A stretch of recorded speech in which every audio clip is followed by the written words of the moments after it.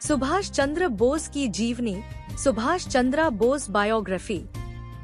सुभाष चंद्र बोस भारतीय स्वतंत्रता संग्राम के महान नेता और स्वाभिमान के प्रतीक थे, जिन्होंने "तुम मुझे खून दो, मैं तुम्हें आजादी दूंगा" जैसे जोशीले नारों से देशवासियों में जोश भर दिया।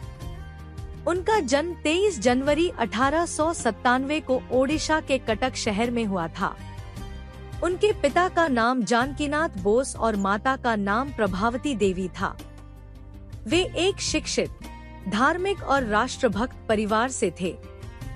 शिक्षा और चिंतनशीलता। सुभाष चंद्र बोस ने अपनी प्रारंभिक शिक्षा कटक में और फिर कोलकाता में की। उन्होंने इंग्लैंड जाकर ICS परीक्षा उत्तीर्ण की, परंतु देश की सेवा के लिए उन्होंने यह उच्च पद त्याग दिया। वे बाल्यकाल से ही तेजस्वी, अनुशासित और आत्मनिर्भर थे। स्वतंत्रता संग्राम में भूमिका।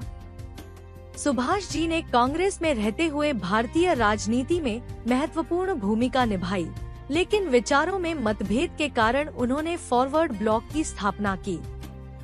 बाद में उन्होंने ब्रिटिश हुकूमत से स्वतंत्रता के लिए सैन्य मार्ग चुना और आजाद हिंद फौज (ईना) का गठन किया।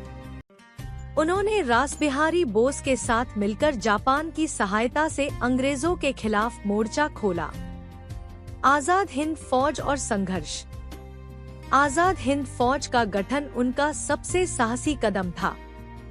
उन्होंने पूर्वी एशिया में भारतीयों को संगठित कर एक सेना खड़ी की, जिसने "दिल्ली चलो" का नारा देते हुए अंग्रेजों से लोहा लिया। उनकी सेना ने अंडमान निकोबार द्वीप को स्वतंत्र घोषित किया। प्रेरणा स्रोत विचार। सुभाष चंद्र बोस का जीवन राष्ट्रीयता, बलिदान और आत्मसम्मान का प्रतीक है। वे कहते थे, "हमारा लक्ष्य केवल आजादी है, और वह भी पूर्ण स्वतंत्रता।"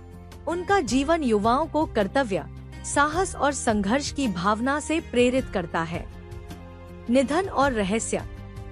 1945 में एक विमान दुर्घटना में उनकी मृत्यु मानी जाती है, परंतु उनके निधन को लेकर आज भी रहस्य बना हुआ है।